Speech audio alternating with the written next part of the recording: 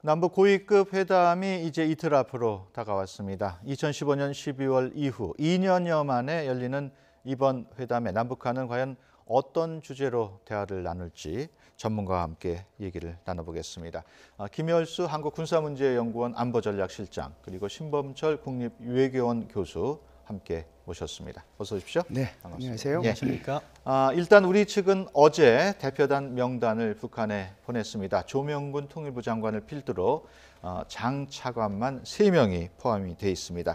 말 그대로 고위급인데 이런 대표단 구성 어떻게 보십니까? 예, 굉장히 이례적이죠. 사실은 남북한 간의 고위급 회담을 하면 장관급 1명 그리고 나서는 이제 통상 각 부처에 필요한 실국장급들이 구성이 돼서 3명 내지 5명 정도가 대표단으로 구성이 되는데요. 예. 이번 같은 경우는 지금 말씀하신 것처럼 장관 1명에 차관 2명 그리고 이제 다른 분들까지 합해가지고 총 5명이 나가는데 예. 여기에는 그럴 만한 이유가 있다고 봅니다. 왜 그러냐면 1월 3일 날 북한의 조국평화통일위원회 위원장 리성건이가 얘기한 것 중에 이번에 남북회담과 관련돼서는 북한에서는 3개의 조직이 여기에 대해서 책임을 질 거다라고 얘기를 했거든요. 첫 번째가 통일전선부고요. 두 번째가 지금 조국평화통일위원회고 세 번째가 국가체육지도위원회거든요. 그러려고 하면은 거기에 맞춰서 우리도 보내야 되는데 소위 말해서 통일전선부하고 해당되는 것은 우리 통일부고 그다음에 북한의 그 조국평화통일위원회에 해당되는 것도 우리 통일부고 그렇기 때문에 통일부에서는 장차관이 같이 나간다라고 보고요.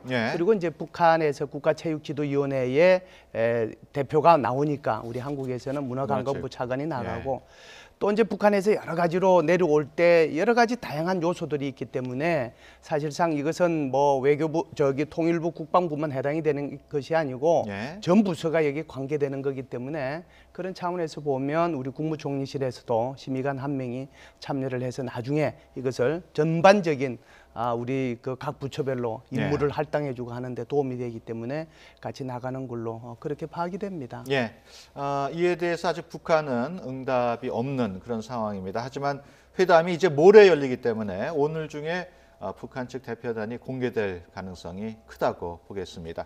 그중에서도 리성권 조평통위원장 북측 수석 대표로 유력하다는 관측이 나오고 있는데요. 리성권 위원장 어떤 인물입니까? 군사 실무 회담을 통해서 성장한 인물이고 군 출신 인물이고 또 지금 대남 담당 비서를 다 맡고 있는 김영철의 측근으로 이렇게 알려져 있는데요. 스타일은 상당히 직선적이고 그것과 관련해서 리성권과 회담을 해본 경험이 있는 분들 이야기를 들으면 약간 다른 군인에 비해서 배경이 좋았던 것 같다. 이렇게 평가를 받고 있는데요. 지금 현재 조국평화통일위원회 줄여서 조평통이라고 하죠. 그거 위원장 어떻게 보면 우리 통일부의 카운터파트를 맡고 있기 때문에 대표로 올 가능성이 높고 그리고 우리 조명균 통일부 장관과 회담을 할 거라고 생각합니다. 지금 그래픽이 나갔습니다만 조금 전에 보면은 2011년 그 남북 군사 실무회담 때 그 천안함 사건은 우리와 무관하다면서 퇴장한 그런 전력이 있어요? 이 사람은 사실상 지금 신 교수님께서 말씀하신 것처럼 군인 출신이고요. 주로 이제 군사회담에 많이 나왔던 사람이죠. 어떻게 보면은 실무자로도 참여를 했고 또 대표자로도 참여했는데 이런 것 저런 거 다 따지면 한 27번 정도 나왔으니까 완전히 대남 분야의 이 대화의 일꾼이라고 봐야 되겠죠. 그런데 지금 말씀하신 것처럼 2010년도에 천안함이 있었고 또 그해 가을에 또 연평도 포격 도발이 있었잖아요. 2번 다 이 사람이 등장을 해서 사실은 천안함 나고 나서도 남북 장성급 회담했을 때 이 사람이 우리하고 관계없다라고 얘기하고 자리 박차고 나가고 그다음에 연평도 포격 도발했을 때도 이 사람이 등장해서 얘기했는데 굉장히 직선적이고 또 저돌적이고 필요하다라고 하면 회담장에서 박차고 나가는 그런 성격의 소유자죠. 우리 조명균 장관하고는 스타일이 완전히 좀 차이가 나는 것 같아요. 네, 우리 장관은 보면 저는 만난 적은 없습니다만 그냥 표정만 봐도 굉장히 돌부처 같잖아요. 굉장히 차분하신 분이고 그리고 나서 이제 핵심을 잃지 않는 그런 분이기 때문에 아마 두 분의 그 불꽃 튀는 그런 그 대결들이 이번에 남북 회담 할 동안에 있지 않겠는가라는 생각을 합니다. 이번 고위급 회담의 주제도 관심이 되고 있습니다. 일단 초반에는 그 평창 동계올림픽에 대한 참가 문제가 집중될 것으로 예상이 됐는데 어떻게 당연히 그렇게 봐야 되겠죠? 예, 뭐 저도 그렇게 생각합니다. 그리고 우리 측에서 짠 그 명단도 평창 올림픽의 그 안정적 개최 예. 거기에 중점을 뒀다고 보고요. 뭐 북한 입장에서는 다른 이야기를 꺼낼 수 있지만 일단 우리 측에서는 기본적으로 범위를 좁혀서 평창 올림픽의 성공적 개최 그리고 그 다음 단계로 이제 남북 관계 개선이나 북한이 민감한 문제를 제기할 경우에는 또 북미 대화를 연결시켜주는 그러한 조금 더 포괄적이지만 이렇게 단계적인 접근이 필요하다고 생각하고 예. 정부가 잘 접근하고 있다고 생각합니다. 예. 특히 그 북한이 그 이산가족 문제라든가 물론 올림픽 참가 문제도 얘기를 하겠습니다만은 다른 주제를 얘기할 가능성도 있지 않을까요? 어떻게 보세요?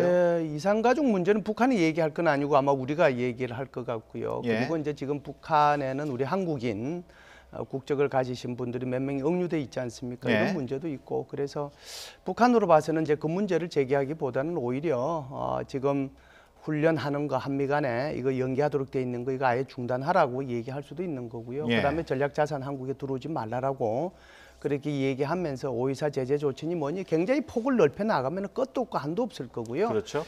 여기에 대해서 이제 한국도 지금 말씀하신 것처럼 우리가 요구할 수 있는 곧 있으면 이제 설이 다가오니까 이런 거를 얘기할 수 있을 텐데요.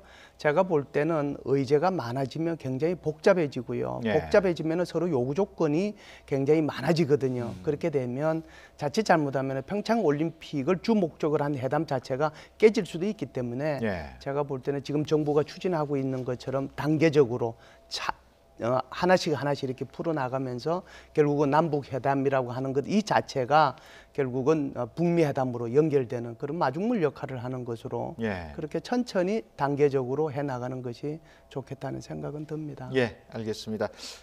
북한은 지금 뭐 유엔 안보리로부터 대북 제재 또 그밖에 국제사회로부터 대북 제재로 받아가지고 굉장히 어려운 상황으로 추정이 되고 있습니다. 이 때문에 개성공단 재가동 또는 금강산 관광 재개 뭐 이런 문제에 대해서도 의제에 포함시키려고 하지 않을까 뭐 이런 추측도 있습니다만 어떻게 보십니까? 그러니까 북한의 의도가 무엇인가를 이렇게 추정해 보면 북한이 어떠한 제안을 할 수 있을 것인가 나오는데 만약에 북한이 조금 더 그런 어떻게 보면 평창올림픽 참가보다는 자신들이 궁지에 몰린 경제적 고립이라든가 이런 걸 탈피하는 데 주목적이 있다면은 예. 이런 의제를 초반부터 꺼낼 거라고 생각합니다. 그럴 경우에는 우리 정부도 단호하게 대응해 나가야 된다고 생각하는데 북한도 조금 더 단계적으로 접근한다는 생각을 하면 이번에는 평창올림픽에 참가하면서 과도한 요구를 하지 않을 수도 있다. 예. 아무튼 북한의 요구사항은요. 제 개인적인 추정으로는 처음부터 많은 걸 요구하진 않을 거예요. 그렇지만 대북 제재와 관련된 아주 주변적인 거 한국 정부가 들어주기도 애매하고 안 네. 들어주기도 애매한 그런 것들을 갖다가 먼저 요구할 가능성이 있기 때문에 저희가 아주 잘 골라가지고서는 북측을 잘 설득하는 그런 지혜로운 접근이 필요하다고 생각합니다. 사실 그 개성공단 재가동이나 금강산 관광은 대북 제재와 같이 연관해 보면은 어긋나는 것 아닙니까? 그 문제도 사실 우리 정부가 선뜻 받아들이기 어려운 상황일 텐데. 예, 지금 어제 우리 대통령께서 그제 그 트럼프 대통령하고 전화 통한 내용도 핵심 내용은 소위 말하는 그 맥시멈 프레셔 앤 인게이지먼트라고는 이거는 계속해서 간다라고 하는 거죠. 예. 그래서 이 최대한의 압박은 계속해서 가서 북한을 이제 비핵화의 테이블로 끌고 나오는 게 핵심이지 않겠어요? 예. 그래서 우리가 만일에 뭐 개성공단 문제나 또는 뭐 금강산 관광이나 5.24 제재 조치 자체를 해제해버리면 국제 공조에서 이탈해버리는 결과를 초래하거든요. 예. 이건 심각한 문제가 발생을 합니다. 예. 그렇기 때문에 개성공단의 재가동이나 그렇지 않으면 금강산의 관광의 재가동 같은 것은 굉장히 천천히 하나씩 문제를 풀면서 북미 간의 비핵화 대화와 같이 병행해서 나가야지 예. 그것만 먼저 선행해서 나가기에는 한계가 있다 이렇게 말씀드릴 수 있습니다. 예, 우리 측 명단을 보면 이제 군 관계자는 포함이 안 된 걸로 되어 네. 있고 앞서 지적하셨듯이 북한이 뭐 군사훈련 중단 요구 가능성도 있단 말이에요. 거기에 대해서는 우리가 어느 정도 좀 단호하게 대응을 해야 되겠죠? 네, 당연합니다. 사실상 북한이 이제 한국에 대해서 계속해서 이제 미국하고 한국 간에 이 한미 훈련 중단하라고 그러면 그거 우리 들어줄 수 없는 거죠. 예. 그리고 또 전략자산 못 들어오게 해라 하면 예. 그거 우리 들어줄 수 없지 않습니까? 우리가 그걸 들어주려고 하면 한미 동맹의 파탄을 전제하지 않는 한 안 된다는 거고요. 예.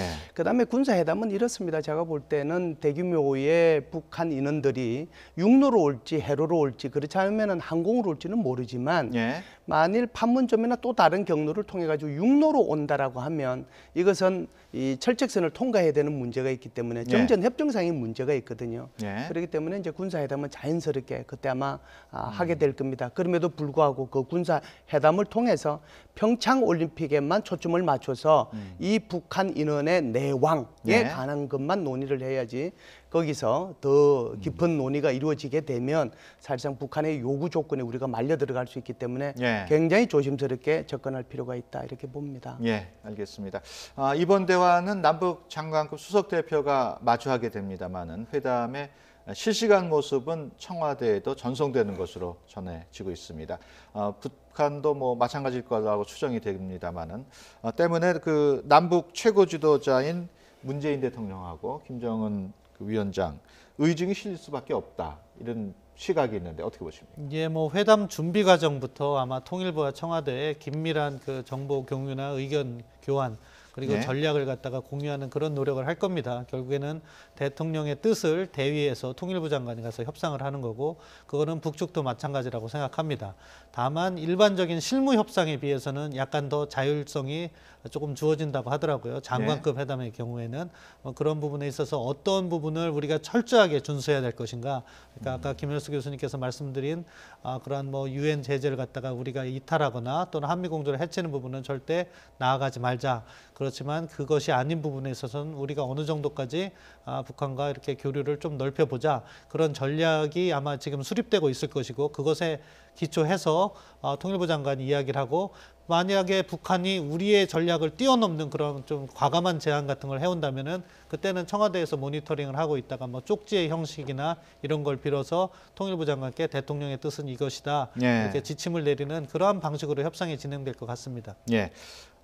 새해 들어서 사실 남북 관계가 급물살을 탔습니다. 사실 얼마 전까지만 해도 너무 긴장이 높아가지고 어떻게 될 것처럼 하다가 또 확 바뀐 거거든요. 특히 긴박했던 일주일간을 그래픽으로 정리를 해봤습니다. 화면으로 지금 나가고 있는데요. 김정은의 신년사가 그 촉발이 된 계기가 됐다고 볼 수 있습니다. 그동안 핵 문제 또 불바다 운운했던 김정은이 갑자기라기보다 어느 정도 예상을 했었습니다만은 신년사에서 화해 제스처를 보인 겁니다. 이것과 관련해서 또 일부 전문가들은 김정은이가 머리가 좋은 건지 뭐 보좌진이 머리가 좋은 건지 저 정략을 굉장히 구사하고 있다 이렇게 보는 시각도 있는데 어떻게 보십니까? 예, 저걸 보면서 우리가 이제 긍정적인 시각으로 바라볼 수도 있고 부정적인 시각으로 바라볼 수도 있는데요. 긍정적인 시각으로 바라보면 지금 저 그래픽에서 나온 것처럼 하루하루씩 서로 주고받지 않습니까?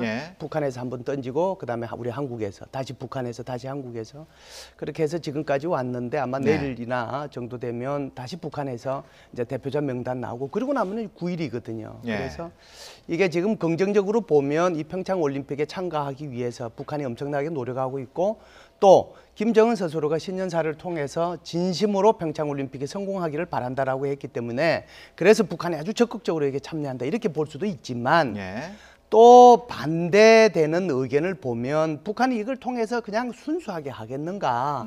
여태껏 40여 년 동안의 남북 대화를 보면 북한은 항상 저희와 의도를 가지고 대화에 임했다. 그러려고 하면 북한이 우리 한국을 움직여서 뭔가를 받아내려고 하는 게 있지 않는가. 이렇게 지금 이제 보는 거죠. 그런데 제가 볼 때는 일단 긍정적인 측면에서 북한하고 얘기를 하는 게 좋겠다는 생각이고요. 그리고 9일 날 남북한 간의 고위급 회담을 하면 북한의 의도가 거의 뭐 100% 드러나지 않겠는가 그렇게 봅니다. 그리고 나서는 그 뒤에 문제는 다시 그 의도에 따라서 우리가 그에 맞춰서 회담을 진행해 나가면 될 것 같다는 생각을 합니다. 그래서 너무 부정적으로만 이것을 볼 필요는 없다 이렇게 봅니다. 사실 신년사에서 김정은이 우리 민족끼리라는 말을 몇 번 언급을 했기 때문에 약간 한국과 미국과의 관계를 약간 틈새를 벌어뜨리려는 거 아니냐 이런 지적도 있었거든요. 예, 그렇습니다. 북한이 얘기하는 것은 우리 민족끼리는 지금 말이죠.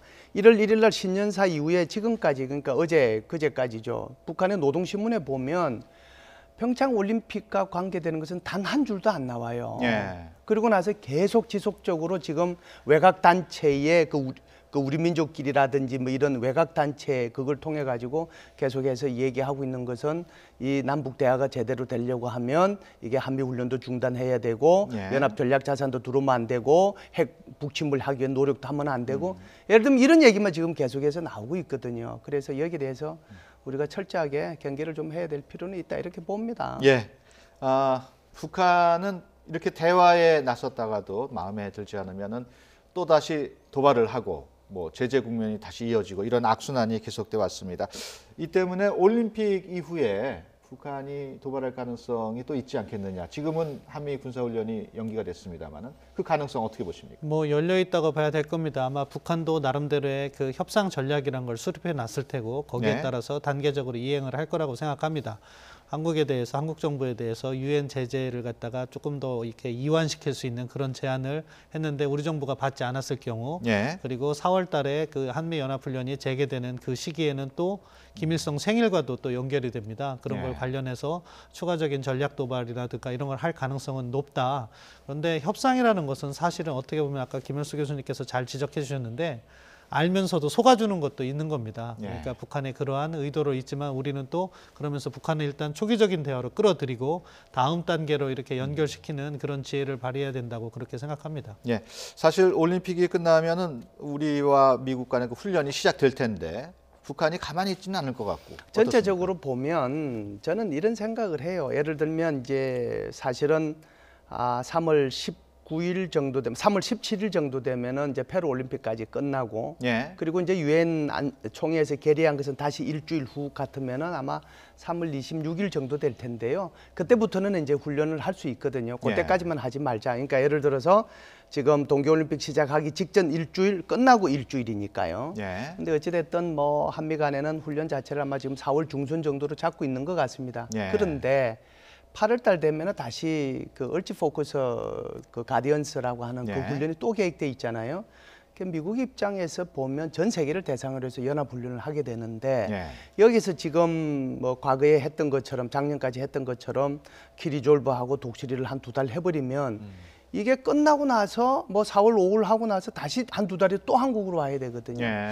이 말의 핵심은 전체적으로 훈련 일정과 내용이 좀 조정되지 않겠는가. 그래서 이 부분은 북한이 받아들일 수도 있겠다는 생각을 해요. 만일에 북한이 이걸 못 받아들이고 계속해서 중단해라라고 하면은 북한은 오히려 이것을 빌미로 해서 도발할 가능성이 있고요. 정말 북한이 이제는 비핵화로 나가서 미국하고 북한하고 대화하겠다는 생각을 가지면 이 정도는 받아들이고 용인한 상태에서 정말 트럼프 대통령이 얘기하는 것처럼 미국과 북한의 대화 쪽으로 갈 가능성도 있다 이렇게 봅니다. 어떻습니까? 미국의 경우에 내심 북한과 좀 대화를 원했다고 봐야 될까요? 트럼프 대통령이 지금 뭐 캠프 데이비드에서 하신 말씀을 보면 아주 적나라하게 그게 드러나 있다라고 보는데요. 뭐 100% 지지한다. 그리고 대화라는 것은 항상 좋은 거다. 그리고 한국과 북한 간의 대화가 잘 되면 미국과 북한 간의 대화로 넘어갈 것이고 나는 지금이라도 전화 통화할 수 있다. 그래서 이제 대화의 전제 조건에 이제 퀘스천이 붙어 있거든요. 대화의 전제 조건이 뭐냐? 이건 내가 한 얘기는 아니다라고 하지만 사실상 지금까지 미국의 그 각 정부 부처가 얘기한 거하고 트럼프 대통령이 얘기한 걸 종합하면 비핵화라고 하는 대화에 나와야 되고 비핵화라는 문제를 가지고 전화 통화할 수 있다. 이런 것으로 저는 해석을 합니다. 트럼프의 저런 반응 어떻게 보십니까? 뭐 트럼프 대통령이 남북 관계만큼은 죄송합니다. 남북 관계만큼은 남북 관계만큼은 남북 간에 진행을 하고 그러한 것이 진전을 봐서 북미 대화로 연결될 수 있다는 그 가능성 자체 우리 정부의 입장에 지지를 하는 것 같습니다. 그렇지만 그런 대화의 과정에서 비핵화만큼은 어떻게든 유지를 했으면 하는 것이 트럼프 대통령의 바람이라고 생각하고요. 김열수 교수님께서 해주신 말씀 상당히 중요한 부분인데 이제 평창올림픽 이후가 이제 중요한 상황이 되는 것 같아요. 그때 북한을 어떻게 남북관계 전반이나 북미 대화로 연결시켜 줄 수 있는 고리가 있는데 이 부분과 관련해서는 우리가 먼저 그 훈련을 이야기를 먼저 꺼내기보다는 그런 가능성을 가지고 북한이 비핵화 대화로 복귀를 유도하면서 맞물리게 이렇게 연결시키는 것이 매우 중요하다 그렇게 생각합니다. 또 한편으로는 트럼프 대통령이 지금 좀 국내적으로는 또 난처한 입장이란 말이에요. 그 책 백악관 내부를 그런 책 때문에 그런 거에 대한 위기 탈출로 남북 문제가 거기 좀 관련되지 않을까 이런 우려도 있는데 그 우려는 어떻게 보십니까? 예, 뭐 사실은 이제 트럼프 대통령 개인의 그 지지율하고 남북한 간의 관계를 얘기하려면 참 얘기할 게 많습니다. 예를 들면 지금 뭐 트럼프 대통령 지지율이 워낙 낮고 또 미국이 전쟁을 한 지가 2003년도에 이라크 전쟁하고 난 뒤에 지금 한 14, 15년 동안 전쟁 안 했으니까 굉장히 많은 이제 무기가 쌓여 있지 않겠어요. 그러다 보니까 이거 뭐 북한에 대해서 예방 공격이든 선제 공격이든 그럴 가능성이 항상 있겠다. 그러면은 전체적으로 이 국면을 다 바꿔버리니까요. 그래서 이제 사실상 이 트럼프 대통령의 인기 없는 거하고 한반도 문제를 연결하면 한도 없고 끝도 없는데요. 제가 볼 때는 뭐 전혀 영향을 주지는 않겠지만 어찌됐든 트럼프 대통령 입장에서 보면 제일 중요한 것 중에 하나가 11월 달에 있는 중간 선거거든요. 그러려고 하면 늦어도 7, 8월 정도에 대해서는 어떻게 되든지 간에 북한 핵 문제에 대한 가시적인 성과는 보여줘야 된단 말이죠. 그래야 그것이 이제 선거로 연결될 수 있으니까 그래서 그것이 군사적인 옵션으로 가지 않고 대화 쪽으로 한국과 북한 사이 이게 잘 돼서 이게 디딤돌이 되고 다시 미국 대화로 넘어가면 트럼프 대통령으로서는 그렇게 좋을 수가 없는 거죠. 이것을 북한이 받아주느냐 안 받아주느냐가 관건일 겁니다. 대북 해법 어떻게 간단하게 말씀해 주시죠. 기본적으로 통남 향미가 돼야 된다고 생각합니다. 한국과 대화를 통해서 미국과 대화할 수 있는 방향을 갖다가 잘 이끌어주는 통남 향미가 잘 실현된다면 올 여름 정도에는 비핵화 대화가 시작될 수도 있다. 그런 기대감을 가져봅니다. 두 분 말씀 들어보면은 올 여름 지나고 한반도에 좋은 평화의 기운이 돌지도 모르겠네요. 그랬으면 좋겠습니다. 사실상 희망 섞인 얘기하고 같이 말씀드린 거예요. 알겠습니다. 지금까지 김여수 한국군사문제연구원 안보전략실장 그리고 신범철 국립외교원 교수와 함께 얘기 나눴습니다. 오늘 말씀 고맙습니다. 감사합니다.